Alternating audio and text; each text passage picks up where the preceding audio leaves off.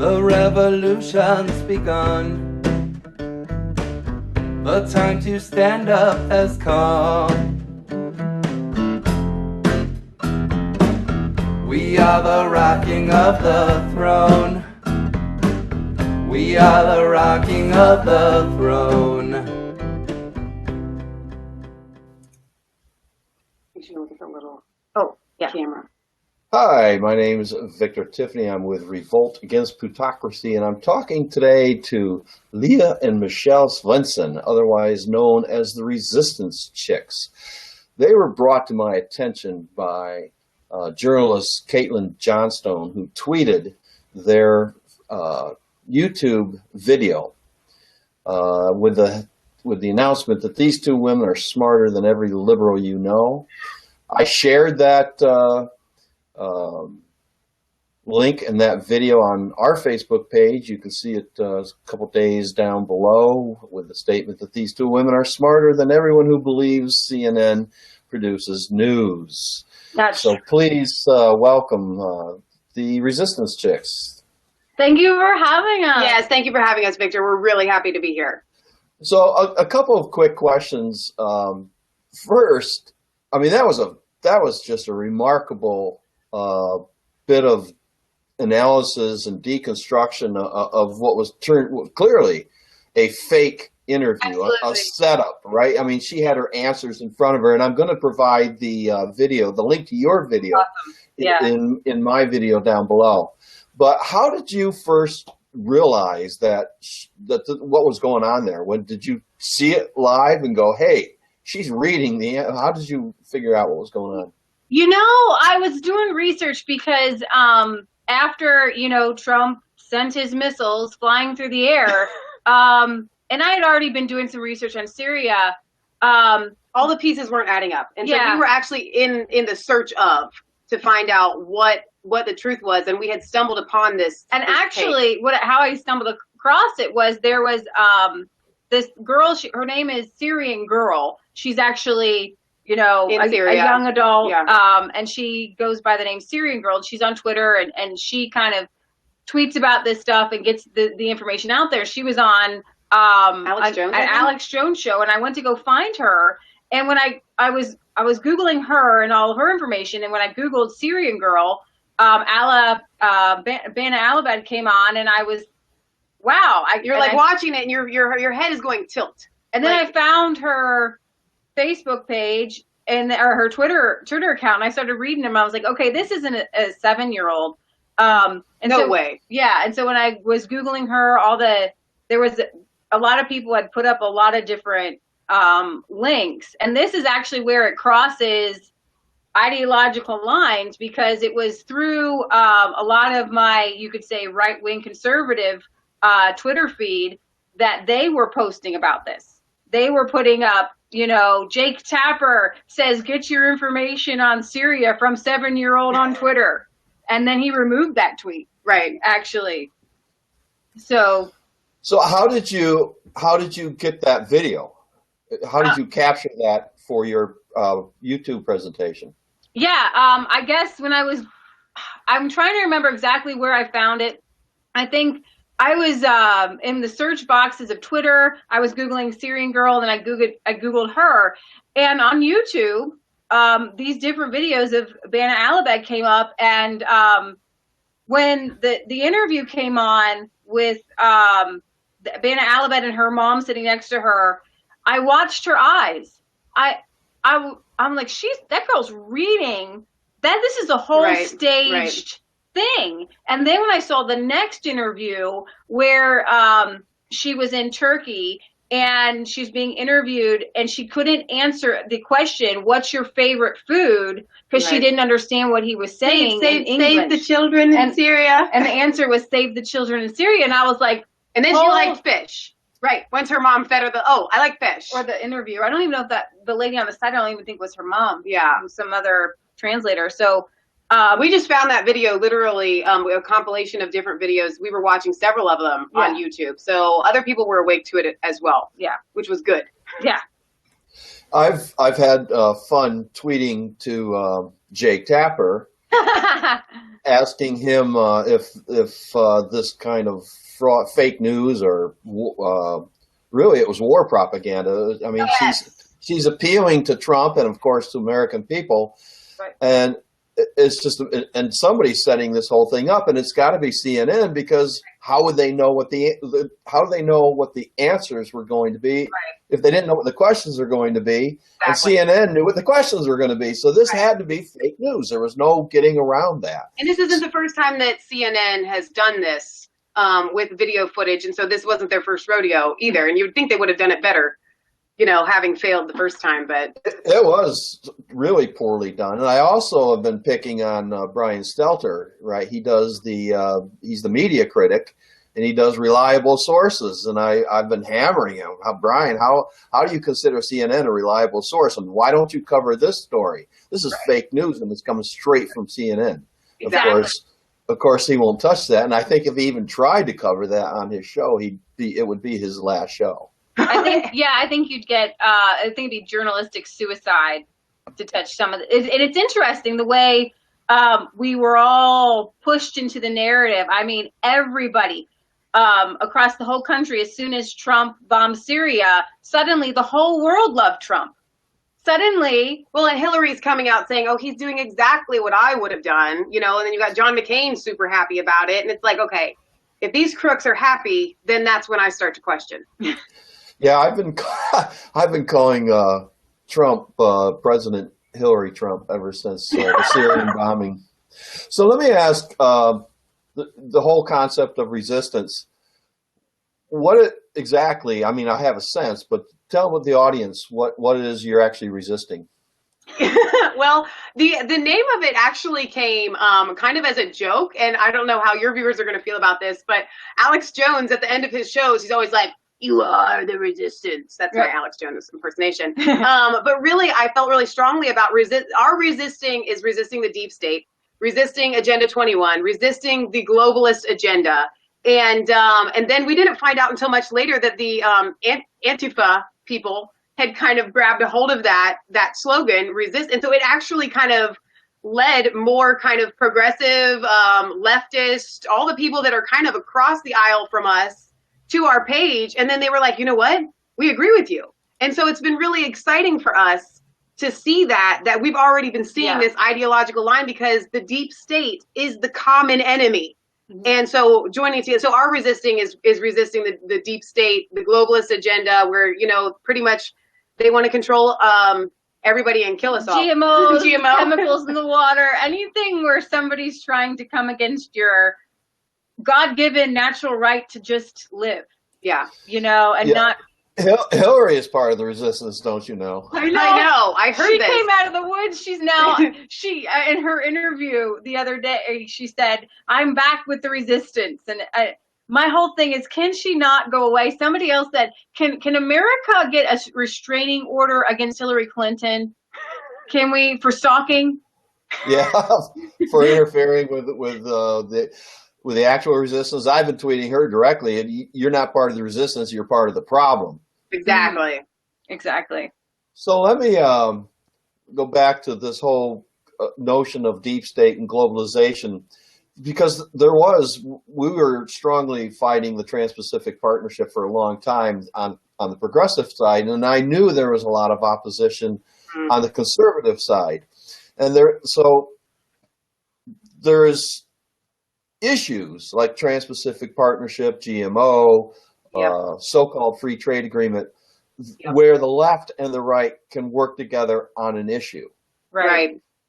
But and this is where I want to pick your brain, because where the difficulty comes in is in movement building, because there are so many tripwires and so many issues where the left and the right don't agree on things.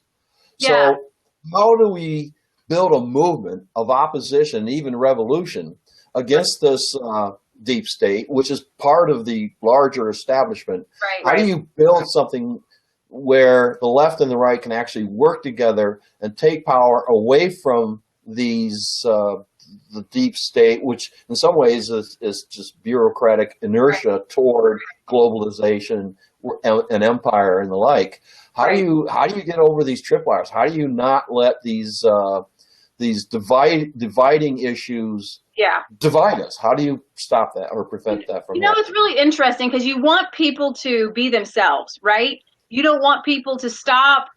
I don't want you to stop your issues that you find are important to you. And no, you don't want me to stop my issues that I find that are important to me. And I would encourage people first to recognize that there are groups that aren't ideological, that focus. I think it's better if we have like specific groups that focus on like a specific issue or a group of issues, like where we can agree, like the Millions Against Monsanto, right?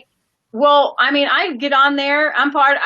They go through my Facebook feed, and I'm sharing things right and left, and I know that it's divided 50-50. Yes. And nobody has an R next to their name or a D next to their name or a P next to their name. We're all just focused on that particular issue. And when it comes to things like, I think you almost have to leave all of these tripwires at the door. Right. You just have to. And Leah and I have been able to do that on a personal level. I have no problem going to a site like Caitlin Johnston, where we were reading her articles after she was brought to our attention, and I love everything that she says. And there were parts that I didn't agree with. I just chucked it. I still love her to death. I just chuck what I don't like, and it doesn't matter. And so I think that it's kind of a part of being an adult, a little bit, to just ignore the things that you don't agree on.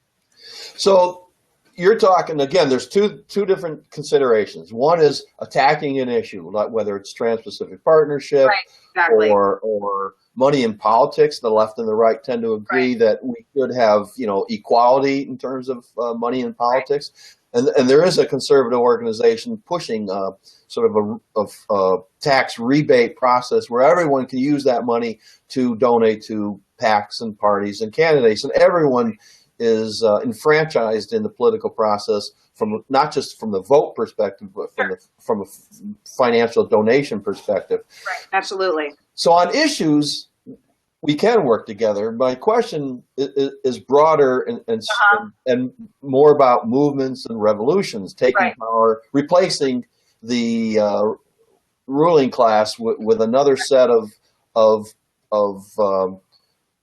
I don't know if I want to use grassroots organizers, but another group of people who basically need to take over the country and disempower the establishment right through to the core of the deep state.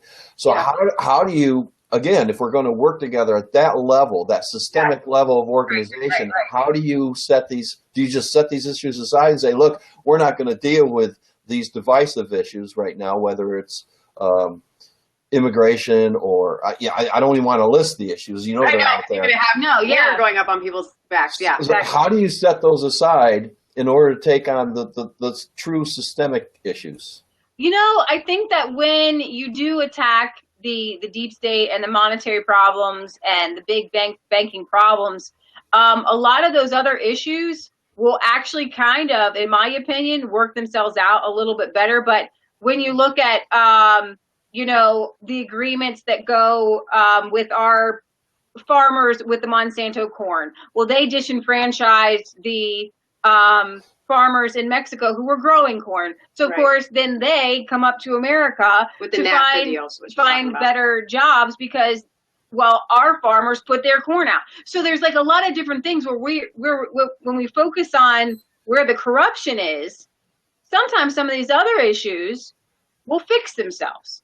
Yeah, they'll balance out. So I think the answer that you're looking for, at least from us, maybe not the one you're looking for, but the answer you're wanting us to give is, we really think, like Leah talked about, the Millions Against Monsanto. We need to be creating communities and groups that focus on these issues, like the deep state, like globalist agenda issues, where people can literally leave their R, leave their D, leave their independent, leave their libertarian, whatever label you have, leave it at the door and just show up and discuss those issues, whether these are Facebook pages, YouTube channels, websites, whatever, where we have to get large communities that can focus on specific issues that have to deal with uncovering the corruption that we see at these high levels. But again, that's an issue, and nobody disagrees with you about that. Ralph Nader wrote an entire book listing 20-some issues that the left and the right should be able to work together on to take steps towards restoring the republic.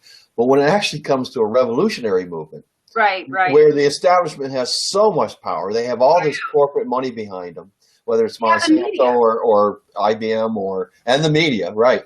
I meant to bring up when you were talking about CNN earlier, not Center, Center of Foreign Relations, Council of Foreign Relations. Yeah, yes. That's a hub for Absolutely. the deep state. And that's where, and then they spring out into the military-industrial complex. They spring out into the media. They spring out into, politicians and so forth. Oh, absolutely. So back to my question is, in terms of actually building a revolutionary movement, it's there will be a party name, whether it's G or R or D or whatever it is. There's going to be a letter out there, right? And how does even someone like Bernie Sanders, how does he manage? I mean, he ran as a Democrat, even though he's been independent all of his life, and that was just, in our view, a pragmatic step. Same reason Donald Trump had to run as a Republican. The media would have ignored him if he ran as an independent. And then he's got an R after his name, or Sanders had a D after his name. And how do you? It would have been an interesting election, Sanders and Trump, because both of them are outsiders. Right. So Absolutely. It would have been far more interesting than what we ended up with. But we wouldn't have had to deal with Russia and corruption on that kind of level. We would have been able to debate the actual issues versus just having all this, magician look over here, sort of thing. Yeah, I think I know what you're getting at. That is the $1 million question, isn't it? I know that Gary Johnson's libertarian, and we're particularly if we had a leaning, we're definitely more in the libertarian group. But I think that Gary Johnson's group, they try really hard. They tried really hard to be a third party. I mean, I had friends who were diehard Democrats that were like, I can't vote for Clinton. I'm going to vote for Gary Johnson. I know that we just couldn't get behind him. Yeah, but, when what's Aleppo? Well, my son was going to support him until he asked what's Aleppo. I think a lot of people were. And the more he talked, the more you just said, oh no. Right. I really liked a lot of the things that Jill Stein had to say, particularly. So that is the $1 million question. I think we all keep wanting to get behind a person and to have a leader. Right. Whereas, unfortunately, I think with this movement, it's going to take kind of a building of roots first before we see an actual tree pop up, which the tree would represent the leader. Because I think the problem is we put all of our eggs in one basket with a leader, and then the leader lets us down, and then it dissipates from there. And so I don't want to look at some sort of leader, like how do we get a party together or something like that, where I think for where we're at as resistance chicks, our goal right now is to awaken people. Right. And I think that for the revolution to begin, we have to start waking people up. It's already happening. Okay. It's already happening. The roots are building. We're gardeners. We're farmers. So that's the best thing. You got to plant, you got to seed, and you got to make those roots really strong. And then you can transplant it and watch the plant grow. So I don't want to try to say, how do we get a group together and then look to some sort of leader where, unfortunately, like I said, it'll crumble if we do that. We have to start by getting the information out there first to start a revolution. I would really encourage people, because what we saw, I don't know if people understand this, but have you ever seen what's the one where they had the little people and the giant, and they go around them? Gulliver's Travels, right? And they had the little tiny Lilliputans. The Lilliputans, and they went around Gulliver with a bunch of ropes, and they took him down. Well, that's what the left and the right did to the Clinton machine. We all grabbed a rope that we didn't care where you were at. I mean, Facebook and Twitter and that's why they're YouTube. Actually starting to censor Facebook, Twitter, and Google, because they are attributing it to the loss of the Clinton campaign. And so when I look at that and I see, oh my gosh, they're afraid of Facebook, they're afraid of Twitter, they're afraid of Google, they're afraid of YouTube, then it works. Right. And so that's why I say just starting to get the news out there, spread the word. That censorship in Facebook isn't just starting. There was an awful lot of that during the primaries. what they would do is they would, oh, you're sharing articles too fast, and then boom, with no warning, they would block you from being able to share articles or comment on That's Facebook crazy. page. Yeah, Wow. and that's what they were doing. Wow. I do know that at first, when the Clinton team went to Mark Zuckerberg and said, you ruined the election because Facebook, right? So Zuckerberg was like, no, I didn't. And then now Zuckerberg's like, well, maybe I did. And so now we've got all these fake news, and you can report fake news. Right.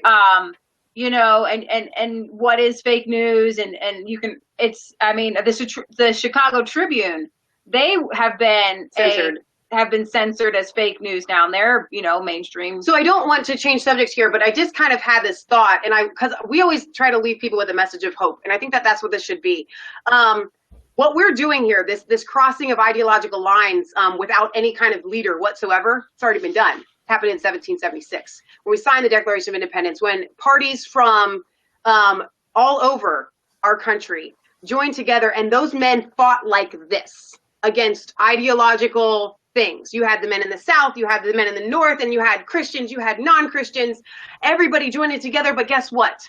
They said to themselves, we want a free nation, and we're going to make it happen. And it wasn't until after the fact that we got a leader, George Washington. And so people can band together, they can cross ideological lines, and they can make one of the greatest nations that has ever been birthed before. So our country's already done it before. Right. So I want you guys to be excited that we can do this again, because we already know how. I mean, think about it.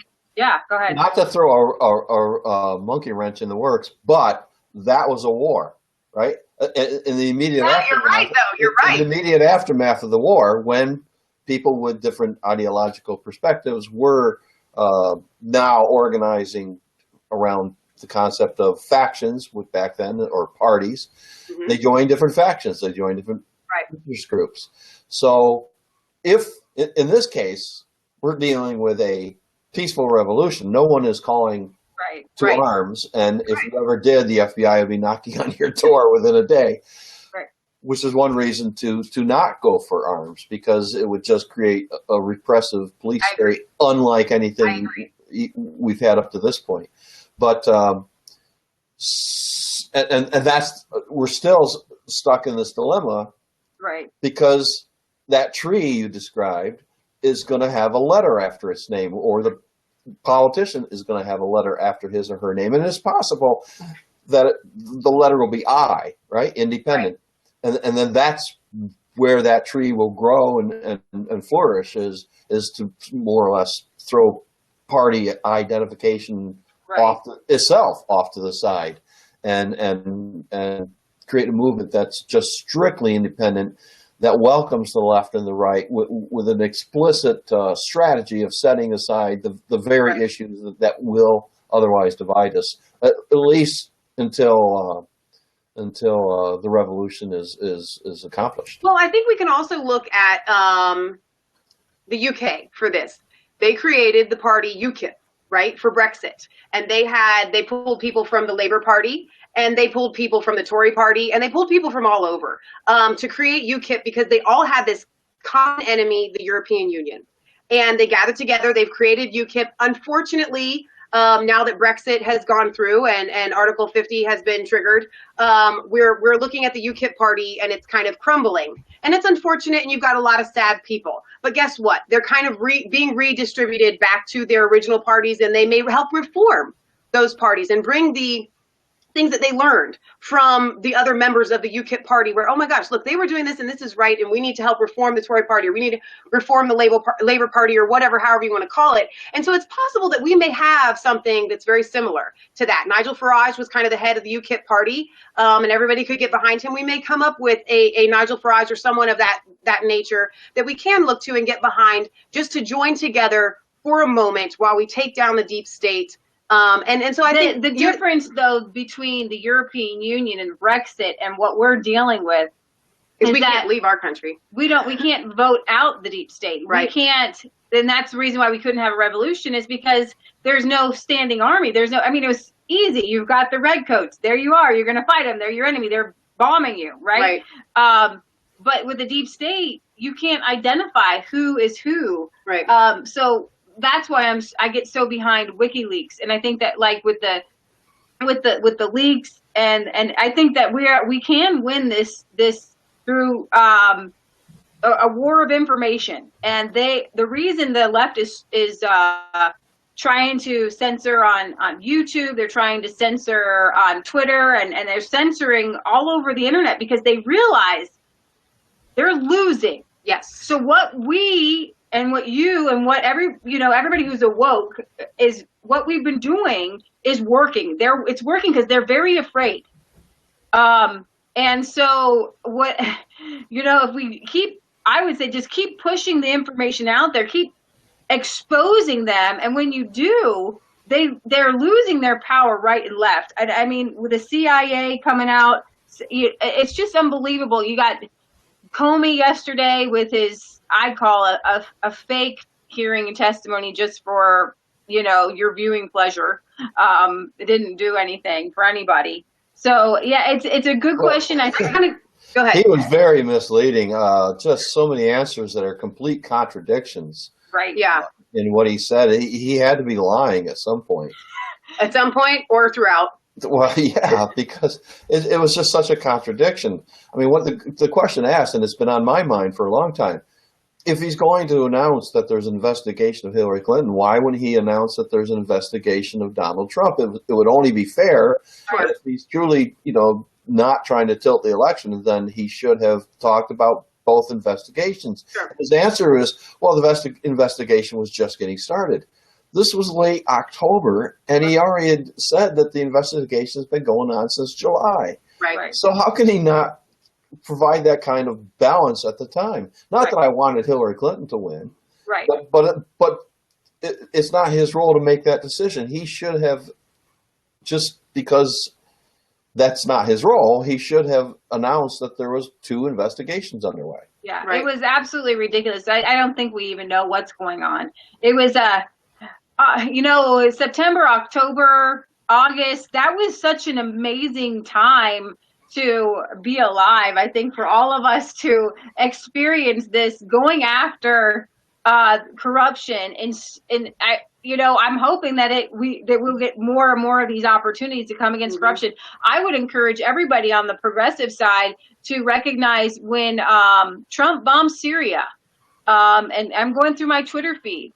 It was everybody on the conservative side saying, Trump, what have you done? What have you done? What have you done? Right. And then it was tons of, the Bana Alabad and we shouldn't go into Syria, and Trump replaying his campaign promises to not engage in Syria, to not engage in more wars. Right. He talked about the failed Libya coup, and he talked about the failed wars in Iraq and the failed wars in Afghanistan. And so I would say at least 50, if not 60% of conservatives, and then as we began to talk to our viewers who are all over the board, but we have some diehard Trumpsters, and they really wanted to get behind Trump, and we had to say, you guys, you can only get behind something when it is morally right to get behind it. So I do want to get back to your other question, because I feel like we're getting somewhere here. But so what can we do? Fortunately or unfortunately, however, whatever side of the aisle you're on, we're going to have 3.5 more years of Trump. Okay. And so right now, the only things that we can do is to try to change Trump until we can get to 4 years from now.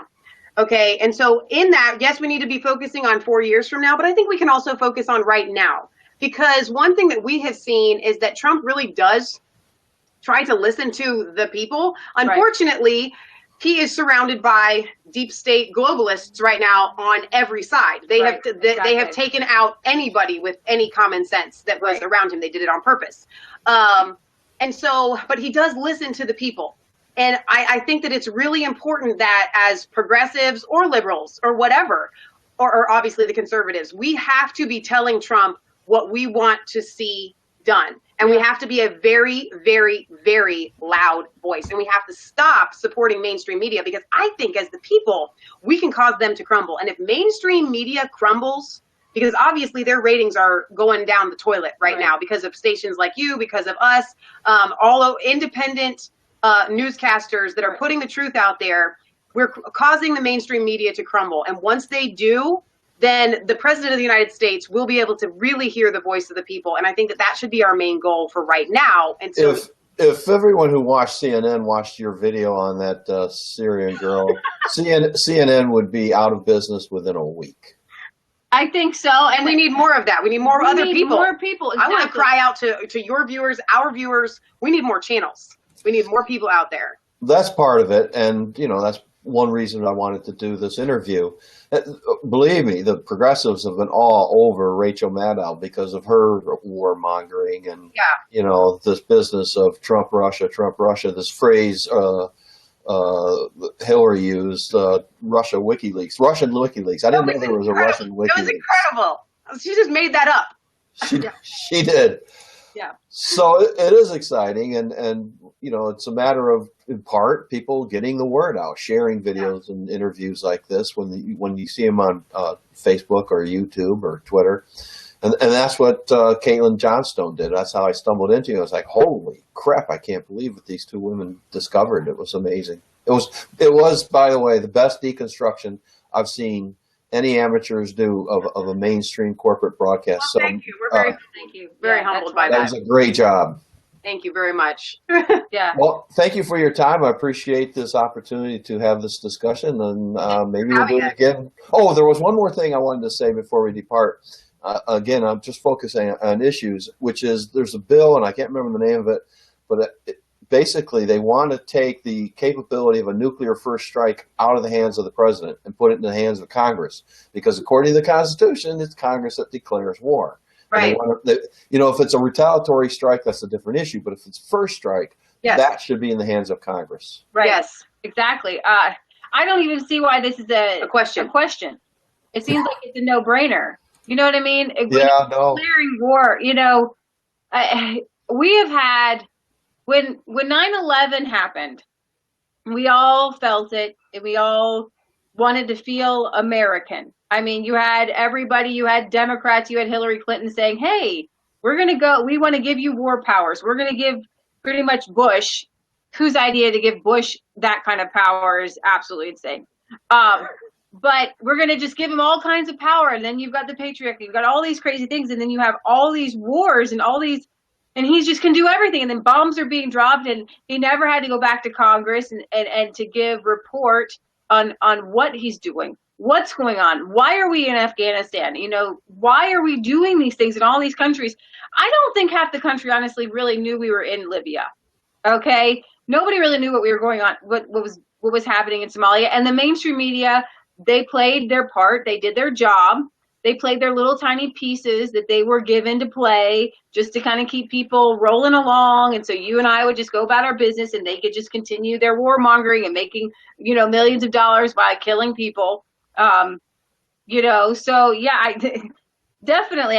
Resistance Chicks here, we focus a lot on being a constitutional republic. Right. And in that, the states should have a lot more power than what is currently in their hands. And so I agree with, I don't know what your take is on it, but I think that as if it's a retaliatory strike, you know what, sometimes that has to be done like that. And so somebody has to be able to put their, finger on the trigger. But if it's a preemptive, premeditated, we're going to do this, I think absolutely that all of America, which means our representatives, should be brought in on the decision. Yeah. So I'll put a link to the name of the act that is before Congress. I think it's worth it to have people contact your congressman in the House. I know you talked about Trump responding to a lot of public pressure and listening to the people.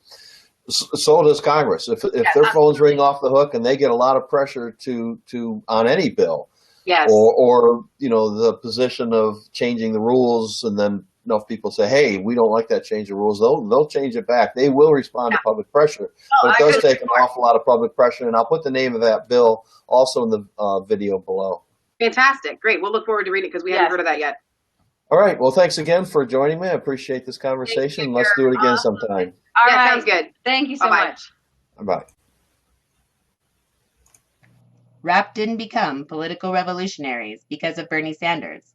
Rap originated the Bernier Bus Pledge because we're political revolutionaries. We are building a leverage movement to demand the next president of the United States is a genuine progressive. Please go to our website and sign up to join us today.